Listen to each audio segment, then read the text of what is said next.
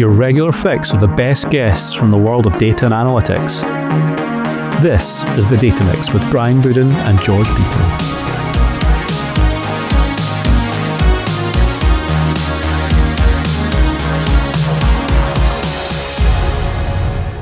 Hey George. Brian, we're back. Happy New Year, my friend. Happy New Year. How was your New Year? Was it everything you dreamed it would be? Nope, it was cold and windy and wet.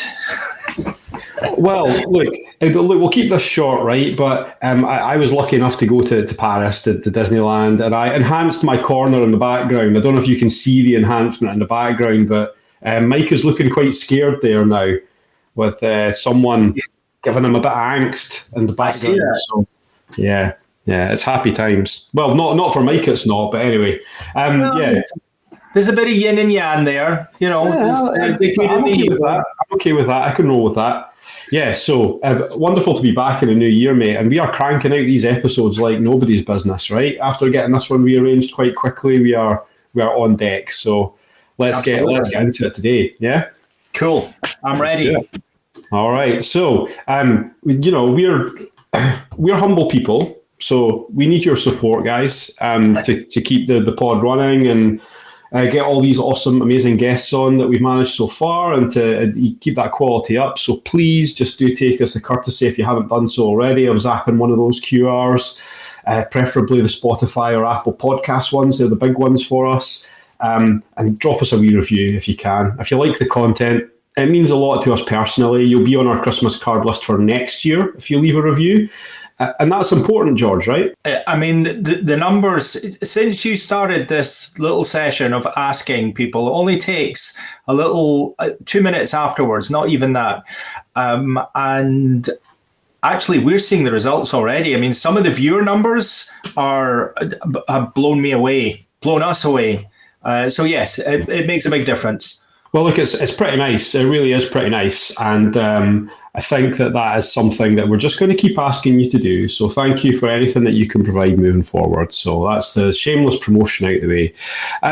The other shameless promotional thing that we do, George, is our new segment, which is going down a storm in season 3, the Data Fix. So shall we get launched into it? Let's do it. All right, let's get your intro, going, man. So we've got, here we go. Here's your nice little jingle intro as per. And as always, the Data Fix is over to George. Let us know what's happening in the world of tech, mate. So what I want to talk about on this episode is Databricks. Now, Brian and I both come from a heritage of data, using data. I think the big name when we were cutting our teeth was Snowflake. So Snowflake kicked off in around 2012. I remember trying to integrate some of our tools, Click being one of them, with Snowflake, and this move from on-premise to the cloud. It was quite a transition. I want to say that Databricks has come from nowhere. It hasn't. They were founded in 2013, but what they have done is grown now to an absolutely eye-watering valuation. 62 billion in December is what they were valued at, on the back of a 10 billion funding round.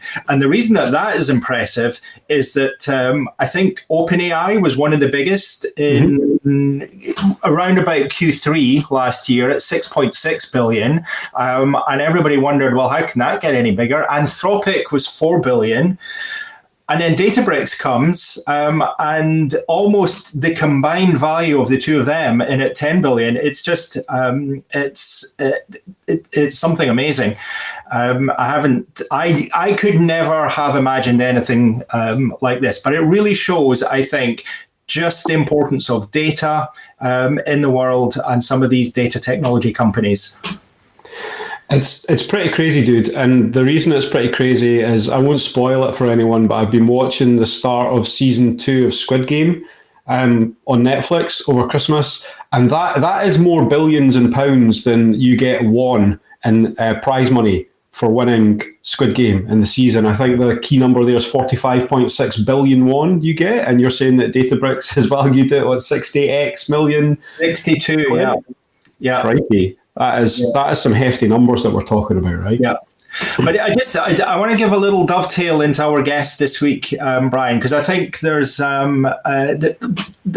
are some synergies there. Obviously, there's the data synergy, but if we go back to 2013, when Databricks was when it first started, it was started off by three buddies. One of them, a chap called Ali Godsey, who's their current CEO at the moment.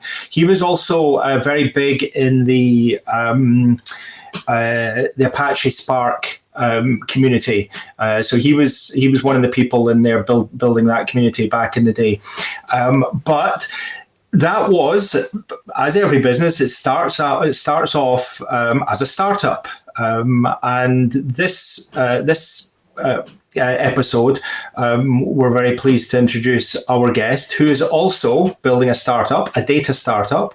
He's trying to pull data into a far more manageable way, unstructured data at the moment in the form of messages, emails, inboxes. But can I hand this back over to you, Brian, because this is really Let's do it, mate. Let's just close out the data fix though with let's make sure we do this properly, right? We get our close out as well.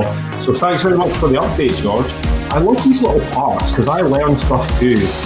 Probably you think that George and I are like discussing the ins and outs of the data fix every week. We're totally not. It's just all him. And I find out what's happening on the thread as well. So we'll bring us all back on the screen. And it's a secret for you all that you don't know. Mitchell arrived while we were talking, so we're going to bring him on now and hope and pray that all the tech works together. So here we go. This is like the big bang of Restream right now. Hey Mitchell, how are you? Good.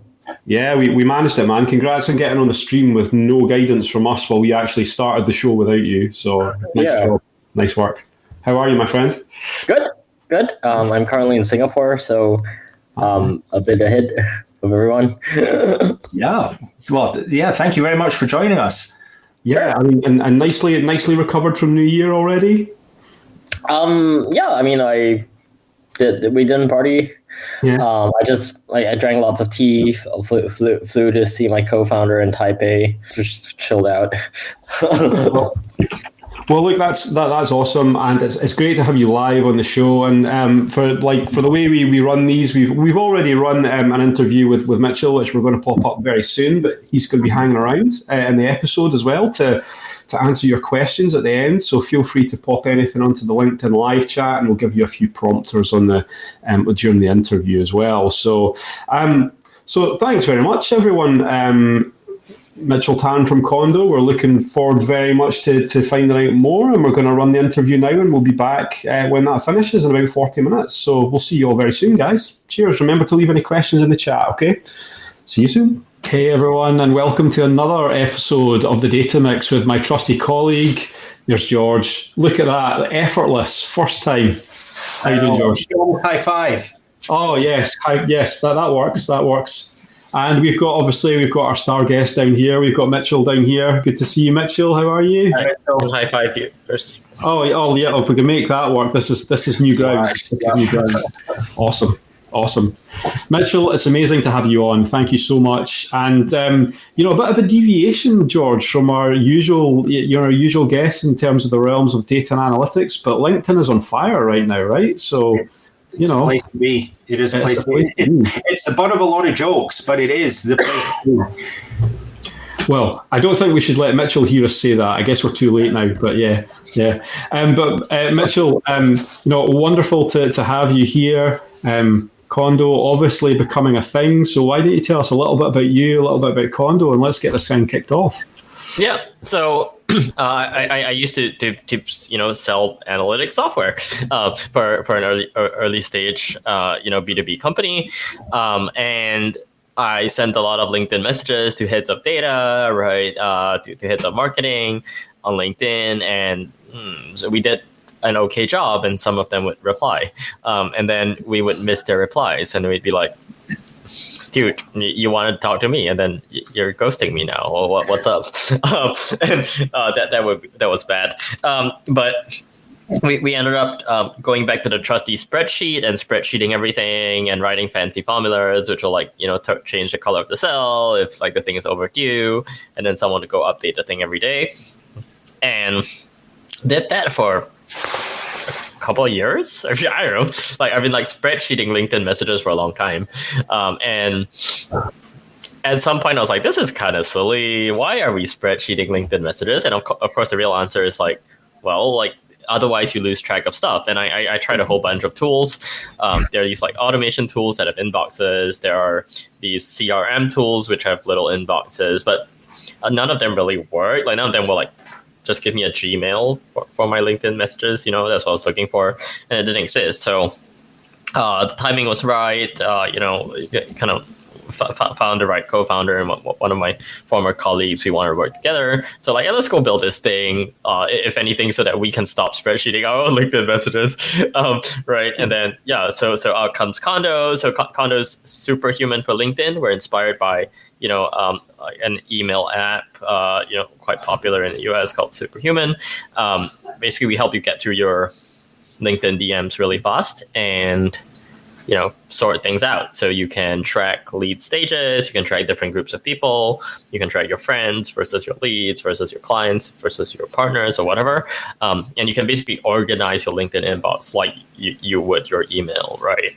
With all the features like labeling, reminders, templates, things you're familiar with. Well, look, we'll maybe get into that in terms of like the technical detail. Maybe even have a look at Condo a little bit later as well. But like we touched on it right at the beginning there. LinkedIn is kind of a unique platform, right? Because it's probably the only place that you can message anyone in your network without the fear of someone coming back at you and saying you can't do that. Yeah, and that's what's unique about it. And when you talk about being able to contact anyone on that network, like the LinkedIn inbox, let's just be honest, it sucks, right? And they put layers of suck on it because like they start to put a filter, like a focused inbox in there, and then things disappear into archive folders and you don't know how, where or why it's happened, and it's all a bit mysterious. And like this must have been a big driver for you, right? Because it drove me crazy when I was using that for such a long time. I said was because I'm using something else now, aren't I? Yeah. Yes, you are. I hope you are. I think it's interesting. I think LinkedIn is. I think it's okay. So the evolution of LinkedIn, right? So LinkedIn started, I would say, as a job board, right? It's like where you find a job, right? So like the first like power users of LinkedIn were recruiters, right? They find your profile, they're like, oh, don't you send me your resume? Just see your resume right there on LinkedIn, right? Blah blah blah. And then LinkedIn evolved into some kind of like professional network, so like a Rolodex of sorts, right? You keep like your close business connections somewhere there. You don't message them a lot there, but you have some way to be like, oh, here are people I know, right? And then nowadays, like I would say, like LinkedIn has become a social media platform. Social media platforms have like a lot of stuff. Like messaging is one of the, they have a feed, they have ads, they have like some paid products, right? They have business pages. Like it's getting really complicated out there. And one effect of that. Well, there are two main like effects of that. One is like there is a lot of noise, and some of the noise, by the way, is introduced by LinkedIn itself. Because how does LinkedIn monetize? It like lets people send you emails. It lets people buy conversational ads, right? So LinkedIn is like making its own inbox busier as a way to like monetize the fact that they are they have your attention. Also, LinkedIn by LinkedIn making it so easy for you to connect with random people or people connect with you, right? Like random people send you messages, right? So there's a lot of noise, but there's also a lot of kind of like authenticity on LinkedIn as well. Why? Because like think of like how you get to know someone, right? You show up at a networking event, and what's the first question you ask? So what do you do, right? When you see someone on LinkedIn, you don't have to ask them what they do. You already freaking know like where they work, where they've worked for the past 10 years, right? Where they went to school, or what degree they did. You have so much context that is so personally indicative in a professional setting, right? And so you feel like you kind of know the guy, and add on top of that, like they post stuff, right? They tell you a bit about their business, they tell you a bit what they think about, what's going on. Some of them tell you about their lives, right? So you add all this together, and there's a lot of authenticity there. You feel like you can like cut to the chase and like skip the like small talk, and you know if you're the same kind of person, right? You see, you see another data analyst. You're, oh yeah, you're the same kind of people. I know where you worked, right?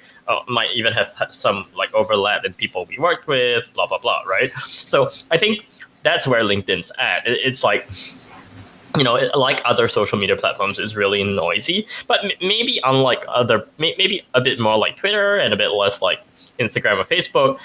Like you can get pretty real there, and that's why, as you said, Brian, like it's very easy on LinkedIn to get directly to people, because there are opportunities for people to feel like they know you and they trust you, and they've seen you before, all before like you said hi, right? You've seen their content, you've read their profile, you know details about them some of their friends won't, like where they worked 7 years ago, right? And I think that's why LinkedIn is like becoming interesting. It's like like other places, it's noisy, but there's also something there that helps you cut through the noise if you want. There's a bit of a parallel there to Facebook, where if you go online and use the web app to try and search through messages on Facebook, it's horrible. Obviously, they want to drive you to Messenger, but I don't use Messenger. I refuse. I'm not a big Facebook user. I have an account, but it is pretty horrible. I'm wondering, do you think there's ever a future where LinkedIn builds its own messaging app, its standalone messaging app, a little bit like Facebook did? Yeah, I spoke to someone who used to work in corp dev at LinkedIn, and apparently there was some project like that. There's just some guy who wanted to do it years ago in LinkedIn, and I guess in the bureaucracy it got thrown out, right? So it's odd. Like if I was a senior PM at LinkedIn, I'd be like, duh, like that thingy should be its own thing, right? Because there's like probably millions and millions of like messages flying across the network every single day. Yeah, you have another way to like break into like new category and get more attention and somehow monetize that on its own. But for whatever reason, that project I guess died at LinkedIn, and I mean, you can guess kind of why also, but yeah, so I think LinkedIn can do it anytime they want. It'll probably take them a bunch of effort because they have like 1 billion users or something like that, right? And so their decisions are heavier than at a startup, but they could do it if they want, and we just have to accept that they chose not to do it, probably. Yeah. But I get that, and then they'd probably want to link. They'd want to tie it in with something like Teams as well, because Teams is becoming, for business, Teams is a huge platform. So I could see a world where they do that. But anyway, we're glad they've not. Think about like the DNA. You mentioned Facebook, so the DNA of these companies are very, very different, right? Yes. Facebook acquired Instagram. Facebook acquired WhatsApp, right? They're all. Facebook's always been about like Facebook was. Like when mobile very early, right? So I'd say Facebook's always been like the consumer platform, and consumers move to phones really quickly, and Messenger is like perfect fit for a phone. LinkedIn is kind of late to the mobile game. It was always this place where you work, and if you work, you're at your desk and your laptop, right? So you can see kind of like this, like the consumer and business worlds kind of blending, right? And I guess LinkedIn still has to make up its mind. Does it want to be link talk, right? Or and just live on your phone, or does it want to be also like a CRM, right? Which is like a business version of a Rolodex. Yeah. It's a little bit weird because LinkedIn, and I don't want to turn this into a LinkedIn sales conversation, right? But it's interesting that LinkedIn was focused on content for a long, long time. And now it feels like if you want to make money on LinkedIn, the DMs are where it's at, right? It used to be the content is where it's at, and then they scrapped the reach so that your posts hardly get to anyone in your network. And the only way that you can really communicate with individuals is through DMs. And I think that's why DMs are just becoming so important in LinkedIn nowadays. And that's one of the things that frustrated me immensely was just lost DMs that I have in my box. I have no way to find, filter, understand where they are, when they replied, have they replied. I can't do any of that in the native LinkedIn interface. And it's frustrating, right? It's super frustrating. And how frustrating was it for you when you were trying to, or did you just see it as a wide open opportunity when you were building this? Yeah, it was pretty frustrating. I think the context is like, well, I'm like a techie, so I use all sorts of like productivity tools. I use like, modern software, right? I use Notion, I use Adio as a CRM, I use Figma for design, I use this thing called Linear for like ticketing, right? And managing a product engineering pipeline. I use all these tools, and then I'm like, LinkedIn feels kind of like I'm in 08 or like I'm in some year that's not this year, and all my other tools feel like there's someone else. So the frustration for me is like not just like, hey, I'm missing my messages. For sure, I hated like having to spreadsheet my inbox, like I told you, but it's like it just annoys me when like things look bad, right? And like UX is bad, and that was mainly it. I was like, can I finally build like the UX that bring my like the 2 hours I spend on LinkedIn into 2020, right? And actually build beautiful software, because like LinkedIn doesn't seem to care, it's kind of like when you use like Microsoft Teams or something. For sure, it has huge market share. Like it's a great business, but like whenever someone gets me on Microsoft Teams, I'm like, why are we here? Like, dude, get on, get on like, the train of like the future, right? Like what? Exactly. It's another channel that is it is actually very difficult to search and find things. I've always got multiple unread messages in Teams as well, actually, because sometimes you'll get a message turn black as in unread, even if somebody's liked it. And then are you that interested if somebody's just liked it? Maybe there should be a digest or something. I don't think they're doing that well either. Now it's turning into a Microsoft bashing session, which it's not meant to be. Well, look, I think we can turn the corner on that by saying that there are many, many applications out there that we use that we don't have the facilities to be able to filter through the content that we need to. And unstructured data is 80% of the data in the world, right? There's like messages and text and images and videos, and like in most things that we use, we don't have the ability to filter these very well. There are some exceptions, but I think that this idea of inbox zero that you talked about with Superhuman to start with, right? It's relevant across all applications nowadays. Whatever inbox means in inverted commas, right? Getting your notifications down to a point where they're manageable and you can understand where you're going, what are the important entities that you're dealing with, right?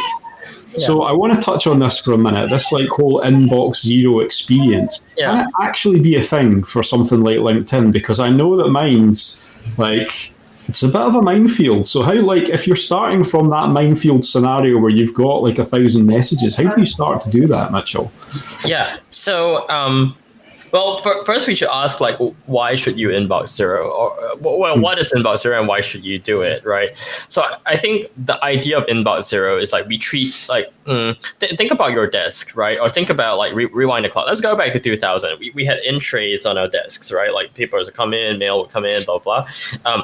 And the worst thing you want is, like, for things to pile up, right? You don't want, like, piles and piles of paper over your desk. Try find that bill, or you won't find it, right? So if you can't find it on a messy desk with piles of paper, that's kind of like the same as like leaving 9,000 messages in your inbox and saying I want to find something. It's a bit neater, but like it's essentially the same thing. It's like a big pile, right?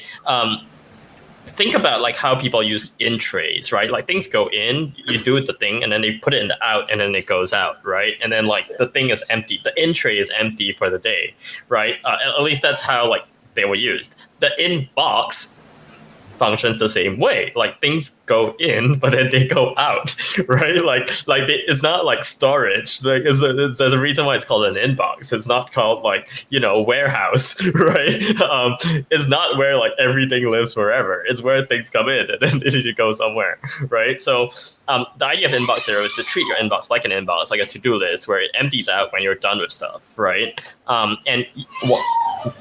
don't think you should do this everywhere, right? So there's some space for mess somewhere in your house, but on your desk where you're working, where you need to find stuff, right? That's where you like invest effort in cleaning it up so that you can find stuff you need, right? So I'd say it's the same thing. Decide where in your life, if it's LinkedIn, if it's email, like what's the important channel which your business runs on, where if you miss something or you can't find something, you're gonna like lose money, you're gonna lose opportunity, something, right? And then pick those things, and Inbox Zero will change the way that part of your life works, because you will not miss anything. If you make it, if your only goal every day is how do I get this inbox empty, either I'm done with stuff and like get rid of them, right? I'm done with stuff for now. I need to come back to them, so I snooze them for later. Or I want to file them away in some separate box, which is not my inbox, right? So I think that kind of mindset helps you not miss stuff, and that's like probably the most important benefit. Now, to go back to your question, Brian, on like, okay, what do I do? I have 1,000 messages. Where do I start? There is a famous article that, like, I think 10 years old called the Inbox DMZ or something. I should try and find it. But basically, the Inbox Zero started, like someone came up with this idea, and it obviously started for email, right? And what he said is, hey, like go to your email right now, make a folder called the DMZ, right? And then like go to your main inbox, select everything, like select all, and just move it to this folder called DMZ. And then your inbox will be empty. You're not losing them. You can always go back to the DMZ and like find stuff, but like guess what? Now you're at zero, right? Why is it so important to make this move? It's because it's easier to keep an empty thing empty, right, than to get like an overflowing thing empty, right? And thanks to like computers, you don't really have to throw stuff away. You can just put them somewhere else, right? And they stay there. So I think that's the first place to start. It's why in Condo we have this feature called Get Me to Zero, or like, clean up my inbox, right? Where, we just want you to like start with a fresh slate, right? You can always go. People say, what if I miss a lead? What if there's a lead like 3 years ago? Sure, you can always go fishing. There's this like folder called the archive or the DMZ. You can go like fish in it anytime you want. But do you want your daily to-do list to look like 1,000 messages? No, your daily to-do list should look like the last 50 or something, and then like keep your empty inbox empty, and then when you want, go fishing. It's fine. I think the thing that really triggered me when we talked before, Mitchell, right, was like the waiting for reply, right? That was the thing that really, like, of everything that I saw, waiting for reply was the thing that really triggered me, because they're the people that have got in touch with you that you haven't responded to, right? Yeah, and that's where all the I'm not going to say lost money, because it's not as easy as that, right? There's relationships to be nurtured, but that's how relationships start, where deals can be made. When someone's made the effort to, it's like, as you say, it's like being in a live networking event and someone says, hey, I'm Brian, and like they just walk past you. It's like you wouldn't do that in real life. So like doing it multiple times a day or a week or however frequent your inbox fills up on LinkedIn is not really like a thing as well. It's maybe okay to come back like 3 days later and say, I'm really sorry I didn't have time to meet you then, but now I've got time. Would you like to meet now? But to just ghost someone, and I think this is where you started, right? What happens when you get ghosted? I mean, it's a real thing on LinkedIn. I think it happens a lot. And I don't think many people realize how much potential there is in their inbox to have a conversation that might lead to something. And actually, I would go further than that, Brian. I would say the people that don't realize what they're missing out on. If they're thinking, well, I'm not really a big LinkedIn user. If they're in business, if they're working, then I would suggest that they probably need to spend a little bit of time there, because it is a gold mine. Yeah, you don't want to be fishing though, right? You use that word fishing, Mitchell. You want your fishing percentage to be down at like 5 to 10%. Not like you're fishing for 80% of all your comms, right? That's a disaster waiting to happen, because then you just end up doom scrolling your inbox to try and find the thing that you don't know what you're looking for. So yeah. Yeah, so just some content. I just show people what you mean, Brian, by waiting for my reply. Yeah, let's get it shown on the screen here, bud. So let's. The thing about this is Condo, and then the thing about LinkedIn is like both messages you send and receive are mixed, right? Unlike email, where there's a send folder. There's no send folder in LinkedIn. So I have 44 messages. I have no idea who messaged me last or who I just messaged, right? So in Condo, you can filter for waiting for my reply, and these are the 27 out of the 40 that they send me something, right? So like Joe's like, hey man, how's it going? Should probably get back to him. But like look back, right? Someone's like, hey man, how you've been like 5 days ago. I guess I've been procrastinating on it, but like if something said like, hey, there's a bug in your thing, go fix it now, right? I should probably go get back to that first. So this is a way of like me prioritizing people writing to me. So just want to show that. But to get back to your point, Brian, it affects your brand if you don't get back to people. Like think about your business. You're posting once a week, 3 times a week, whatever, on LinkedIn, right? You're like, I'm active on this platform. I'm open for business, right? And then people message you and they're like, let's chat, right? And then you ignore them, and they're like, dude, you had time to go like post on LinkedIn and do all this stuff, and you didn't have time to get back to me. Like, are you open for business or not, right? Yeah. So if LinkedIn is like any part of your brand building, that it's not just a like, you keep them waiting, but it makes people wonder if they're actually important to you, because you don't get back to them, right? And so I'd say Inbox Zero helps you find leads, but it also helps you maintain an image of like, hey, I'm open for business here. I want to build connections. I'm not here to like, run around and post fun stuff and then ignore everyone, right? People don't like feeling ignored, and it really hurts your brand if you do that too much. But yeah, I'd say on the phishing question, I'd say some good friends of mine are consultants, right? And some consulting firms have this very like rigid policy that their employees need to be at Inbox Zero 5 times a day.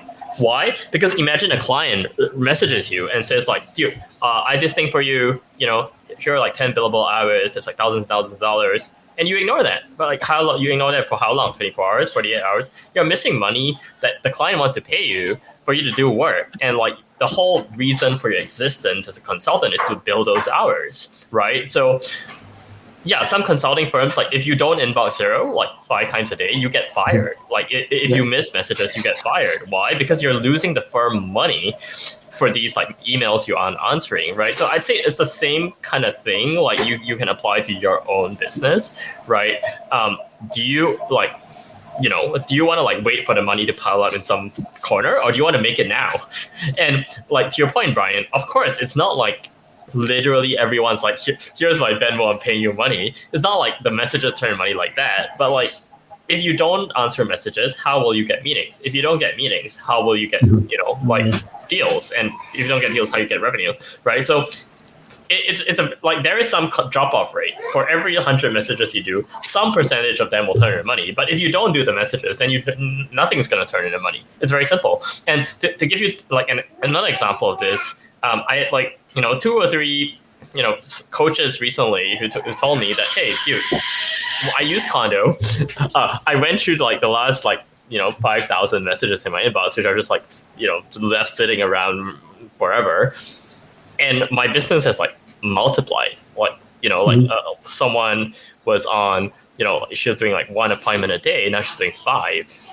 Where did she get the 4 from? She went back into her inbox and be like, all these people were like trying to connect with her, and maybe they're not ready to pay her yet, but like starts with a meeting. And people are literally like multiplying their business multiple times within a week of like going through their messages, because they're sitting right there. You just thought you're just too anxious or like too like frustrated to go through it. But if you do it, Condo or not, you're gonna make money. Yeah. And you know, sorry, George, you go. I was just going to say that a good friend of mine who is he's an ex-McKinsey consultant, actually.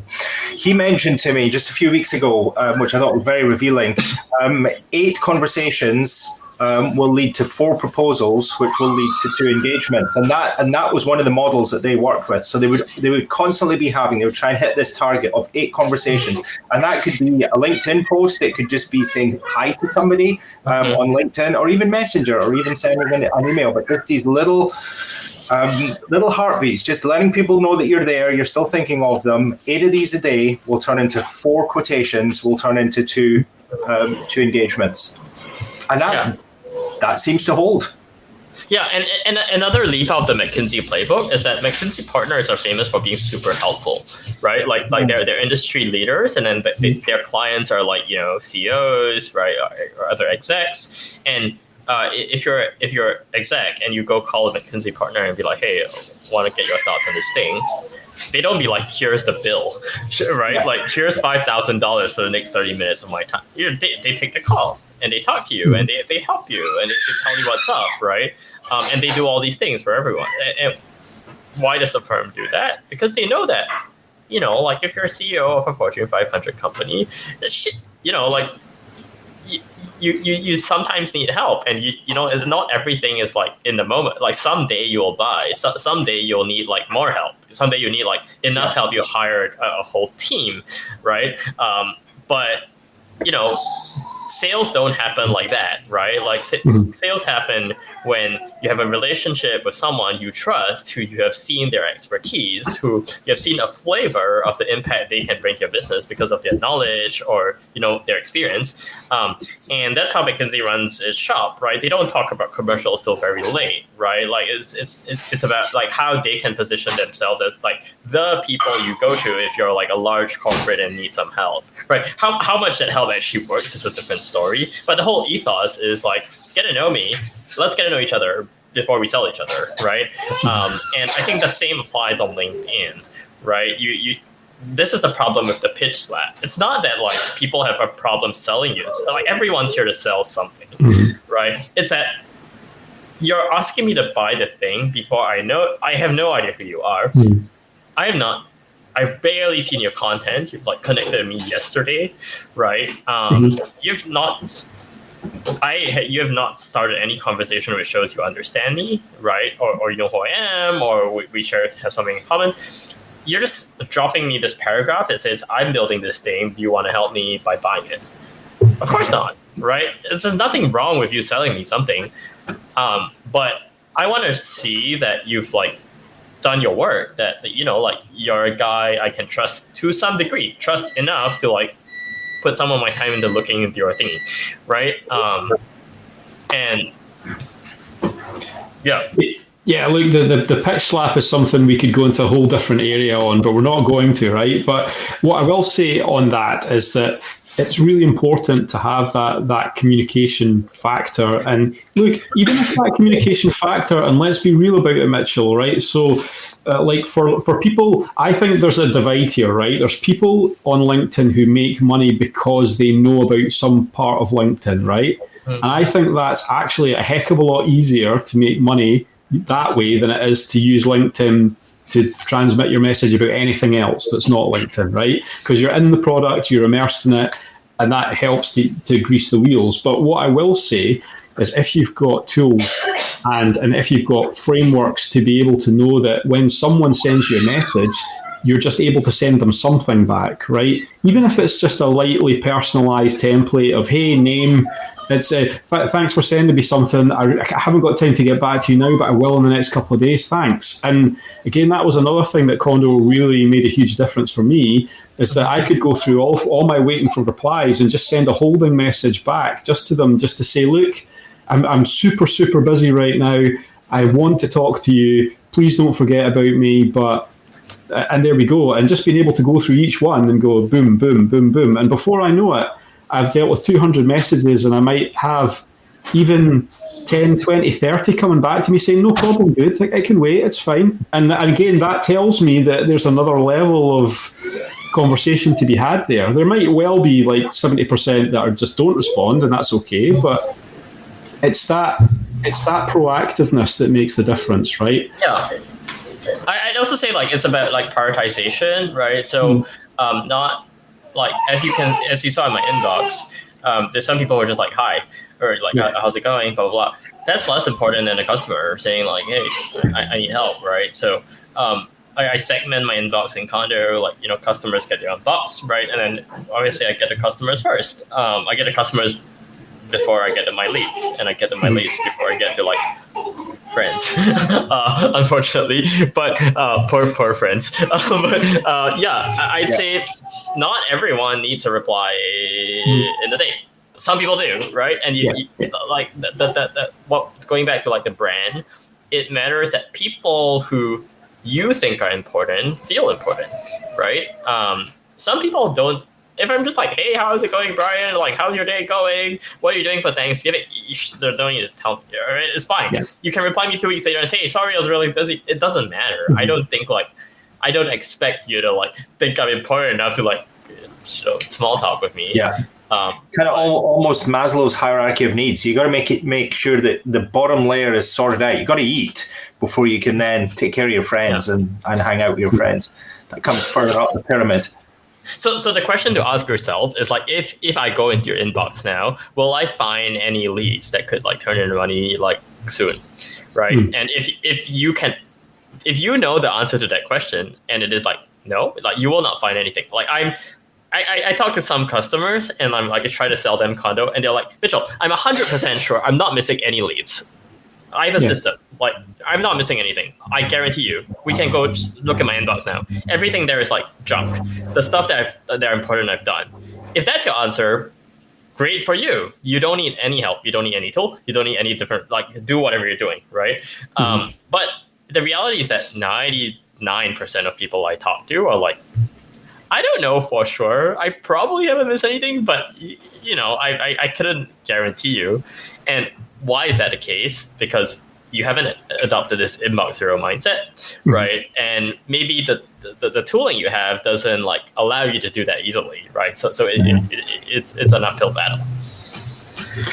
But that's really important to have, and it's important to. It's like you say, a tool that helps you solve, even if it's super useful, if it doesn't help you solve anything, it's not applicable to everyone, right? And that is fair enough. But I think a lot of people are in the boat where they don't have necessarily time to spend 5 hours with their email or with LinkedIn or anything that has a process that can help them to get to that value. That's the critical part, right? And as we're running down a little bit on time here, Mitchell, I wanted to give you an opportunity to just talk about like Condo as a business, because we see a lot of Kickstarters nowadays and we see a lot of businesses bootstrapping and we see a lot of different models of getting off the ground. So how is it? I wanted to ask you how it's working for Condo, or how it worked for Condo to get off the ground.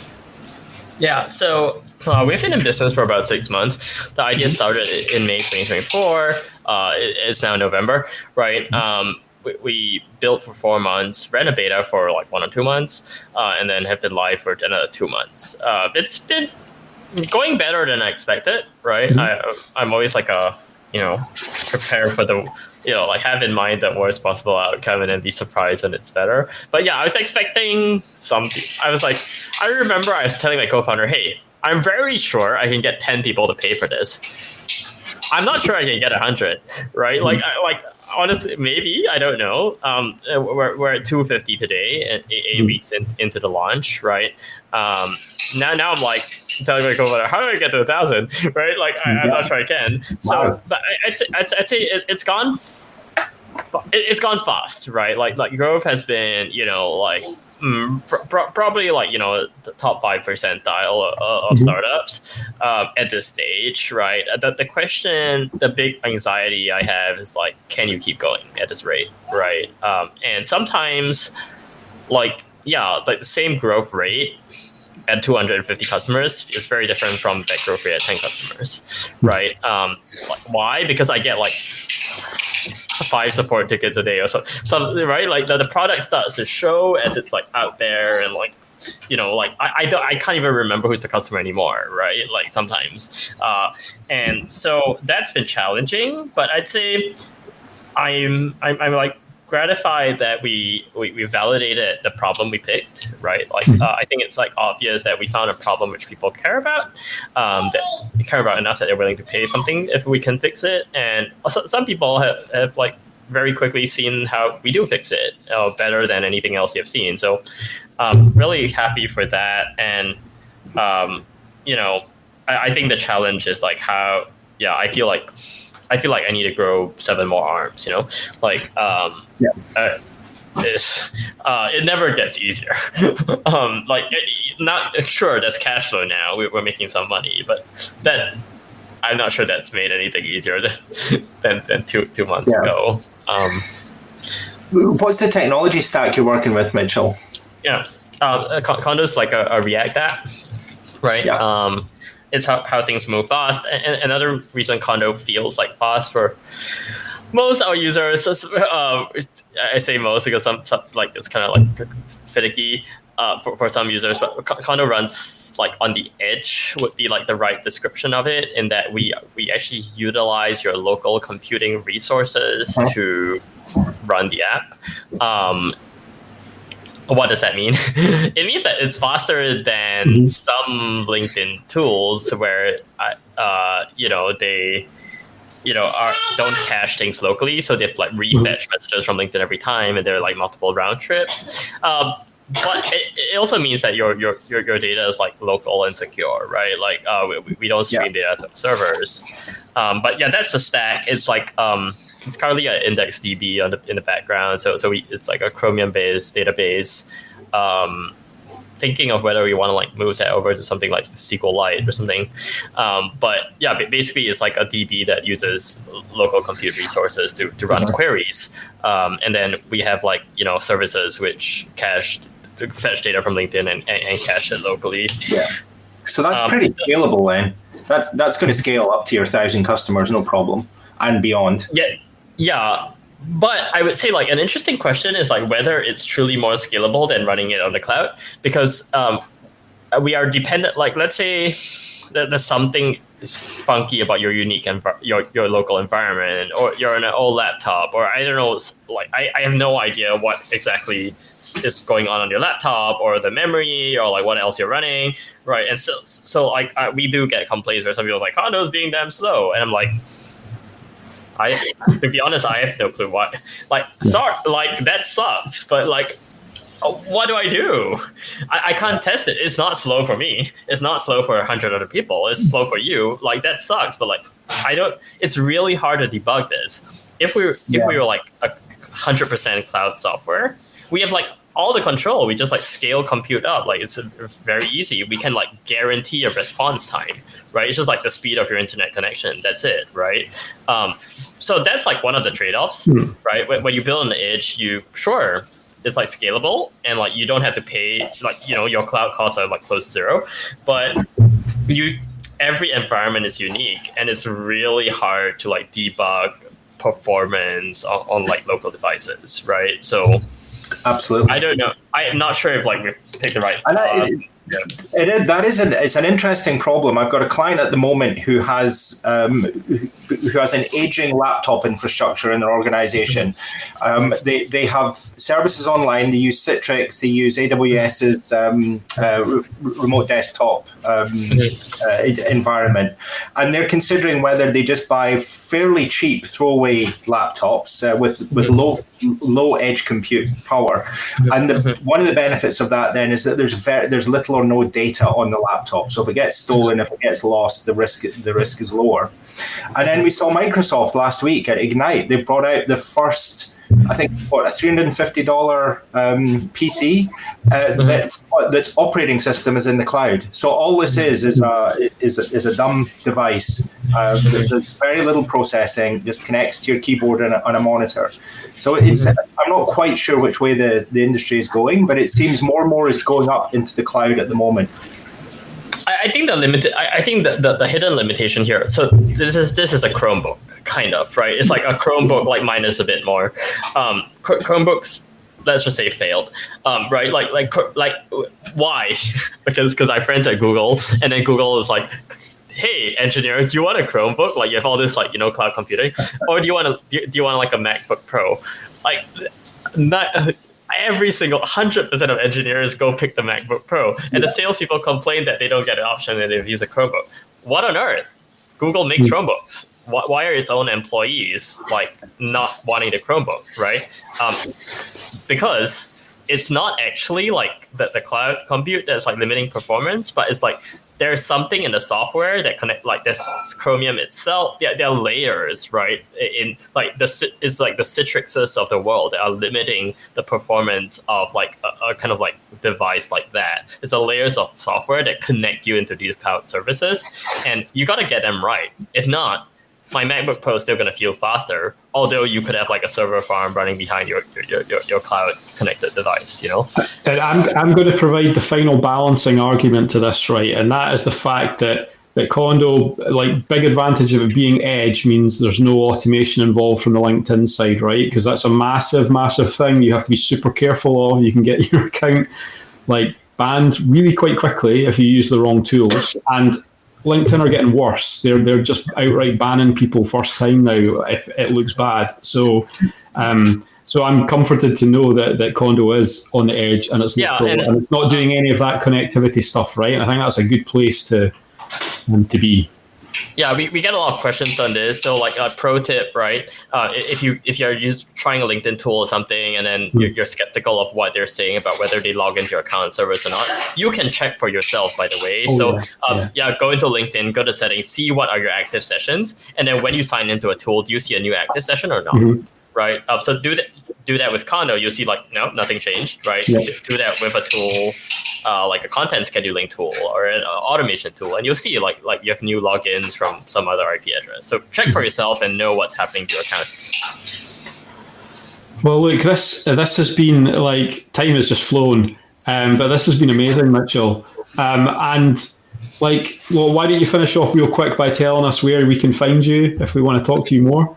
Yep. So you can find me on LinkedIn. Search Mitchell Tan, Tan. Just find a guy with this red post box hanging around. I don't think other people have done it yet. And then if you're interested in, cleaning up your LinkedIn inbox and getting to inbox zero there, go to trycondo.com, trykondo.com. Amazing. George, any sort of final words from you here? I think, Mitchell, that's fascinating. I wish you all the best of luck with the business. Thank you for giving up your time today. And I look forward to having a play around with Condo myself. Cool. See you guys. We're ready for it and here for it, guys. And we look forward to joining you back in the mainstream in a minute, okay? So we'll speak to you soon. Thanks, everyone. Appreciate it. Bye-bye.